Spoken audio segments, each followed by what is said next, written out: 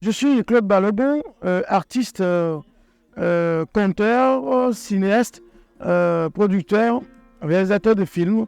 Je suis également un raconteur d'histoire, pour ne pas dire écrivain.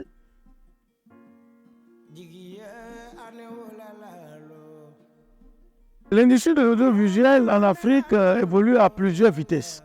Suivant le pays, suivant le développement du pays et suivant la volonté politique de chaque pays, ça marche ou ça ne marche pas. Le cinéma est beaucoup plus développé dans les pays de l'Afrique du Nord, d'abord. Ensuite, dans les pays anglophones, avant que de toucher les pays francophones. Mais les pays dans lesquels ça marche le plus, c'est les pays où la volonté politique s'est affichée. Nous avons par exemple le Burkina Faso. Les différents chefs d'État qui sont passés ont dû insuffler une bonne volonté politique pour que, en réalité, le FESPACO s'installe. De par l'installation du FESPACO, l'industrie s'est installée totalement dans ce pays. Au Bénin, l'industrie n'est pas encore de mise. L'industrie n'existe pas encore. Nous avons des compartiments de cette industrie-là. Nous ne pouvons pas prendre une production de bout en bout. La preuve en est que les salles de cinéma ne fonctionnent plus vraiment au Bénin.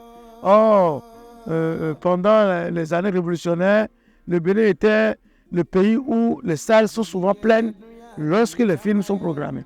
Mais aujourd'hui, les salles sont fermées et ça ne marche pas vraiment. Ceci étant dit, le président actuel, avec son gouvernement, ils ont véritablement beaucoup d'ambition, beaucoup de volonté et beaucoup de projets sont en train d'être mis en place pour que cette situation change. Nous avons également l'arrivée de la TNT, histoire de permettre aux foyers de capter quelle chaîne ils veulent, comme ça se passe en France. Quand c'est comme ça, les diffuseurs auront besoin de programmes. Et ces programmes doivent pouvoir être fournis par les créateurs. Donc, les créateurs qui sont déversés sur le marché auront beaucoup plus du travail désormais à faire, auront beaucoup plus de la demande à des demandes à répondre. Donc, moi, j'ai espoir. Tant que l'homme existe, il y aura toujours des histoires à raconter.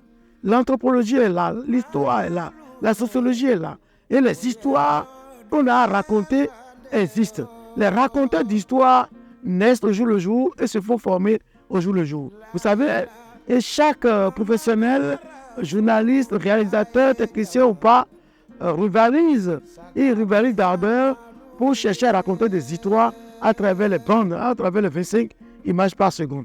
Et ceci donne véritablement un engouement. Un engouement pour qu'on puisse vraiment être heureux demain de savoir que ça s'est développé. J'ai espoir qu'avec la loi sur la TNT, avec la mise en œuvre de tout ça et le code sur le cinéma, on aura la possibilité de filmer de notre art désormais.